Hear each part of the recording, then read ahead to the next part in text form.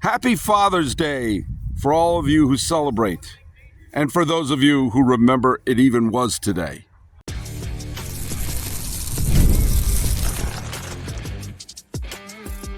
You are Locked On MLB, your daily MLB podcast, part of the Locked On Podcast Network, your team every day. Hello, baseball fans, and welcome to Locked On MLB, part of the Locked On Podcast Network, where it's your team every day. This is the daily podcast. We talk about all of Major League Baseball. I am your host, Paul Francis Sullivan. Please call me Sully. I've been a baseball podcaster for well over a decade, and this is my sixth full season here as a host of the Locked On Podcast Network. Follow us on Locked On MLB Pods on Twitter or on Instagram. And I'm your pal Sully. You can follow me at Sully Baseball on Twitter, Sully Baseball Podcast on Instagram. Today's episode is brought to you by FanDuel. Make every moment more. Right now, new customers get $200 in bonus bets with any winning $5 bet. That's $200 in bonus bets with any winning $5 bet. Visit FanDuel.com/LockedOn to get started. I am recording this from, well, you'll see it from a couple different locations today, but this is a Little League field here, up here in the Bay Area. And I am here. It's Father's Day. Happy Father's Day. Father's Day is the 2006 World Series of holidays, and that it's the one that I think gets forgotten. I never think of Father's Day. I don't remember Father's Day being a big deal in our house. Part of it is my dad's birthday was actually pretty close to Father's Day, but now that I'm a dad, I don't care. I really don't care. What do you want for Father's Day? I want to take a nap and watch a baseball game. There you go. You just saved money on a tie. The reason I say the 2006 World Series of holidays is because, well, the 2006 World Series was kind of a forgettable World Series. Now, stop and ask yourself, who played in the 2006 World Series? Do you remember? It was the Cardinals versus the Tigers. Cardinals 1-5. It was kind of an unmemorable Cardinal team because they had a 83-84 win season, and they wound up upsetting a Padre team and a Mets team to get to the World Series. What was your favorite moment of that World Series? I remember the pitchers of Detroit making a bunch of errors. I remember there was one pretty good game. But most of the time it was like, oh yeah, that happened. And this isn't just me being a snob. I worked with a guy a few years ago who's a huge St. Louis Cardinal fan. And it wasn't that long after the 2011 World Series where the Cardinals won over the Rangers. That was a phenomenal World Series. And Game 6 of that World Series is one of the greatest baseball games I've ever seen. And he was just, it was like a year after it happened, he was still buzzing about it. It was such a great thing. And he said the sentence to me, our first title since 1982. Record scratch. And I said, Bill, I don't want to blow his spot up, but his name was Bill. And I said, Bill, your team won in 2006. And he paused and he said, like, oh yeah, I totally forgot about that World Series. Now he's my age. Cardinals won the World Series in 82. Had two heartbreaking losses in Game 7 of the World Series in both 85 and 87. So really the first World Series that his team won of his adult life slipped his mind. That's the 2006 World Series. And he reveres the 2011 team. As well he should. That team was much better than the 06 team, and that World Series was an all-time classic. At least had some all-time classic games in it. But that 06 series, he completely forgot about. And he said, yeah, that team was weird because they were an underachieving team the whole year, and then they won the World Series. That's weird. All right, I got a couple of people who gave me a lot of blowback about saying that the Mets should rebuild. And I said they should take advantage of the fact that there are essentially 9 teams trying to squeeze into 2 playoff spots. And the Mets are one of those teams. And I said, do you know what? I don't think the Mets are going to win the World Series. I don't think they're going to do Operation Cardinals 2006.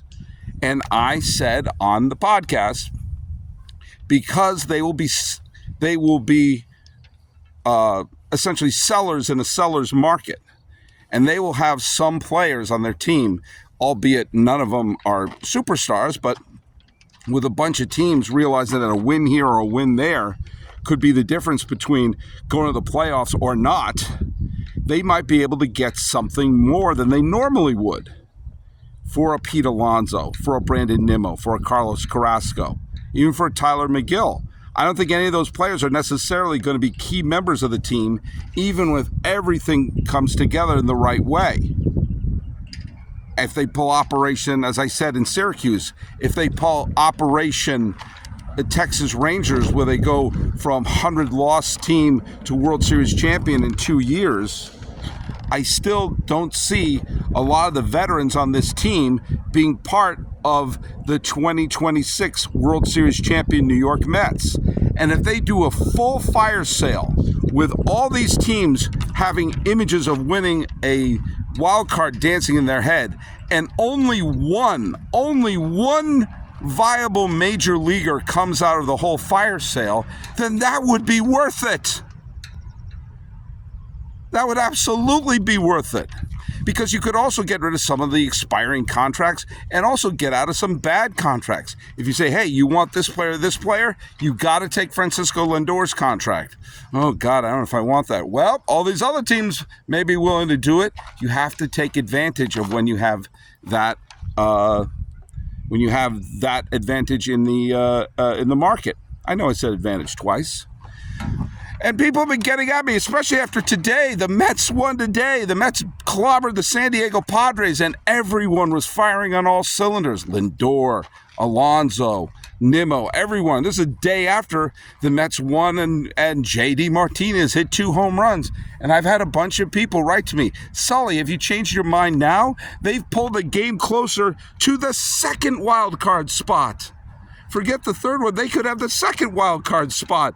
If they just go with more than half the season to go, why wouldn't you do it? And my resolve is stronger than ever. At this point, about 1 game separates about 8 teams right now. How does that make my position any different? They still have the seller advantage. And the tighter this gets, the more likely they'll be able to unload a bunch of the contracts and be able to use that Cohen money to build something up and keep it together. This is a unique opportunity to shed any bad contracts. They went for it a few years ago. I've said that before. They did what they had to do. They tried to get the quick title. They tried to pull Operation 2004 Red Sox. They tried to pull Operation 1997 Marlins and win a quick title and get it all off their back. It didn't work. Now they could dump the bad contracts and maybe get one serviceable major leaguer that they wouldn't normally have had who would be there, and clear up a lot of payroll, and then build from the bottom, and then, I don't know, make a run at Juan Soto, or make a run at someone else who's a big free agent, or you use that money on international free agents, or you do something along those lines, and you free it up so then you can really use Cohen's riches. They tried to buy a title. That didn't work. Now, an opportunity is presenting itself on a silver platter to dump all the bad contracts. So no, I'm not moving from my stance at all. Yeah, I know they beat the Padres today. Yeah, I know the Reds lost. Yeah, I know the Cubs lost. I know that the Mets' position of the wild card is improving, and my position that makes them great trade candidates has not gone away. Do you realize how many hoops they have to clear in order to make it to the World Series, even if they get in there? All right. Do you know? Yes, I know it happened with Arizona. Yes, I know it happened with Philadelphia. It didn't happen with the Marlins. And where are the Marlins right now? The Marlins are one of the only teams in the National League not in contention. Listen to me and listen to me good. I know that's not grammatically correct at this point. I do not care. My position stands. My position is valid. The Mets have something that other teams have, which are major leaguers. And a slight improvement here or a slight improvement there could be the difference between an unlikely Washington, an unlikely Pittsburgh, an unlikely Cincinnati team to make the postseason, and leave things open for the Mets, who have images of putting together a World Series champion in New York dancing in their heads. And they can do that with a clean slate. And you got to clean that slate. Or you take the chance, keep everyone together, maybe make a couple of deals. Say, we're going for it this year. And then 2 games into October, they're eliminated. And they're like, oh man, was it worth that? I say no. I'm willing to eat crow if I'm wrong. If the Mets go for it and suddenly there's a parade down the Canyon of Heroes, I'll be the first to eat crow. But I think I'm right. Summertime means baseball, the NBA Finals. It means the Stanley Cup Finals and more. And you can bet on it all at FanDuel. Right now, new customers get $200 in bonus bets with any winning $5 bet. That's $200 that you could use to bet on anything from the Finals MVP, Stanley Cup champion, or who's going to hit one out of the ballpark. Visit FanDuel.com/lockedon and add a big win to your summer bucket list. FanDuel, it's America's #1 sportsbook. PrizePicks is America's #1 fantasy sports app with more than 5 million members. It's the most fun and exciting way to get in on the action while you watch your favorite sports and players. You just pick more or less than on 2 or more player stats with a shot to win up to 100 times your cash. With PrizePicks, you can turn $10 into $1,000 with a single game watching your favorite sports this summer. You can make a PrizePicks lineup in as little as 60 seconds. You just need to pick more than or less than a 2 to 6 player stat projection, and you're locked in. And you can win 100 times your money with baseball-only lineups on PrizePicks if you submit a winning lineup featuring 4 Demon Squares. You'll cash in big time on some of the biggest moments in the baseball season. PrizePicks has something for every sports fan, from baseball to basketball to League of Legends and everything in between. You can pick Jokic, Shohei Ohtani, Connor McDavid, and Jude Bellingham all in the same lineup. PrizePicks is available in more than 30 states across the country, including here in California, Texas, and in Georgia. Download the app today and use the code LOCKEDONMLB for a first deposit match up to $100. Download the app today. Use the code LOCKEDONMLB for a first deposit match up to $100. PrizePicks, pick more. Pick less. It's that easy. Where is your hub for your sports news? Make the switch to Locked On Sports today, a free 24/7 streaming channel program to bring you the biggest sports stories. Locked On Sports Today brings you can't-miss analysis, opinions, and news, streaming 24/7 on YouTube or the free Amazon Fire TV channel app, part of the Locked On Podcast Network, where it's your team every day. I'm not a big macho guy when it comes to things like complete games and, in my day we went 9. Well, sometimes they shouldn't have gone 9. But I'm not going to lie to you. I also like no-hitters that are complete game no-hitters. And I actually think that a game that is a no-hit game and a combined no-hitter, while I enjoy them, they should have a different title. I mean, I guess combined no-hitter is one, but they should be called a no-hit game. A no-hitter should be an accomplishment of a starting pitcher who throws 9 innings of no-hit baseball. Now, Ronel Blanco did exactly that earlier this year. He threw a complete game no-hitter for the Houston Astros, kind of out of the blue. People weren't expecting him. They weren't expecting him to do piddly-poo this year. And look what he did. He did his job. And today, he was doing the same thing against the Detroit Tigers in a weird series for the Tigers, because the Tigers went into Houston, and over 3 games, they scored 14 runs. Not bad. They scored 0 runs the first game, 13 runs the next game, and 1 run today. Well, Blanco threw 7 no-hit innings and then was lifted. Now, Joe Espada is the manager of the Astros, and the Astros are having, let's be frank, a disappointing and weird season. A lot of people thought the Astros are once again going to be a big-time pennant contender, as they have been for the last bunch of years. And as it turns out, they haven't been playing very good ball. So maybe, just maybe, something like a complete game no-hitter by Blanco, his second of the year, could be that sort of thing that sparks the team or, I don't know, acts as an inspiration. I don't know. But we're not talking about a game early on in the season where you don't want to blow out someone's arm.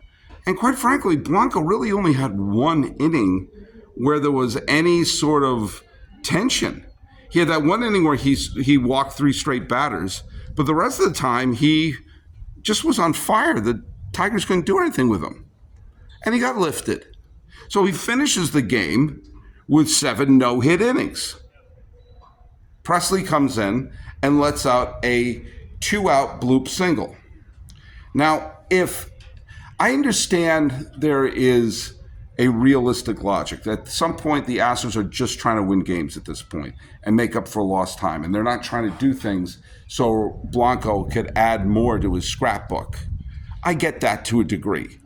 And I also get the fact that if a bloop single took place in the 3rd inning, we're not even having this conversation. Instead, a bloop single took place with 2 outs in the 8th inning off of Presley. And then Hader came in and does what he does, which is let up a bunch of hits and a run, as his acquisition is becoming a bit of a snooze for the Astros in this weird year. But why take him out? Again, this is not me being Mr. Macho. I don't understand why they took him out. I don't understand what was gained by that. After inning where he is throwing easy pitches and easy innings for a team that could use a pick-me-up. Because remember, a few years ago, they signed Jose Abreu, the 2020 American League Most Valuable Player. They're coming off of a World Series championship and adding Jose Abreu to the mix. And Abreu was so bad that they cut him. That's right. All these teams are looking for a right-handed power bat. You can get Jose Abreu. It's just going to cost you money. And, not even the rest of his salary, which the Astros have to pick up. So a Blanco second no-hitter, I think, would have been a really cool moment for the Astros. Maybe a cool moment of positivity. Instead, they got to win. They got to win against a Detroit Tiger team that's ahead of them. But I don't understand why you don't give him the shot. At least just have him come out the 8th. He didn't appear to be hurt. Didn't have a high pitch count. He didn't seem to be laboring. I don't understand it. But, hey, if the Astros wind up getting on a big winning streak and Blanco winds up being healthy come October, then I understand. Order supplies from the website that's made for skilled trades. Find thousands of parts from hundreds of brands in just a couple of clicks at SupplyHouse.com. SupplyHouse.com gives you 24/7 access to a huge selection of plumbing, HVAC, and electrical supplies with fast delivery anywhere in the United States.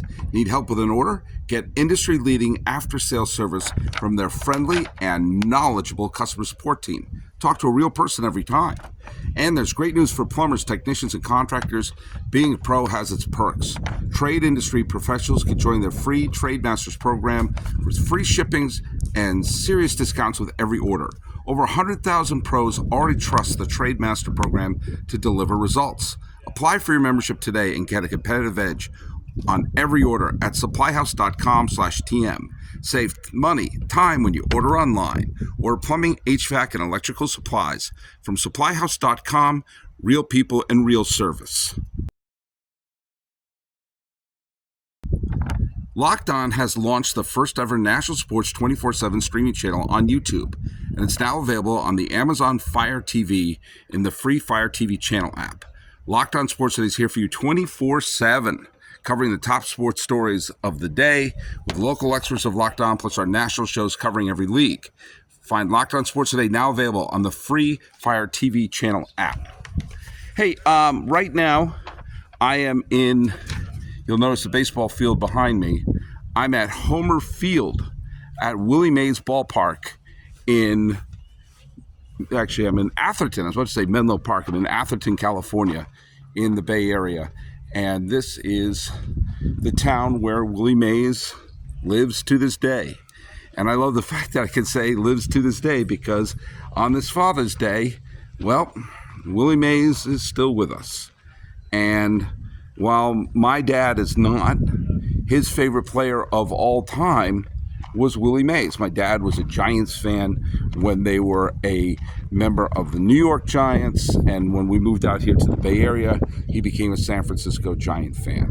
And so on Father's Day, a day where I think about my pop, and I think about, you know, what it meant to be such a baseball fan, and he was my big baseball companion. We went to so many stadiums together and everything.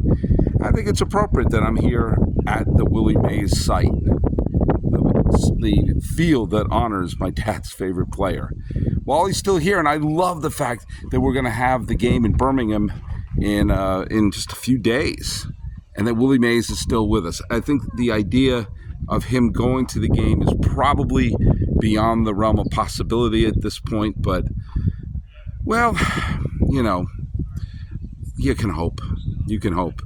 It's like when I went to the 75th anniversary of Jackie Robinson's breaking the color barrier at Dodger Stadium, and 100-year-old Rachel Robinson was indeed there. I'm not going to lie to you.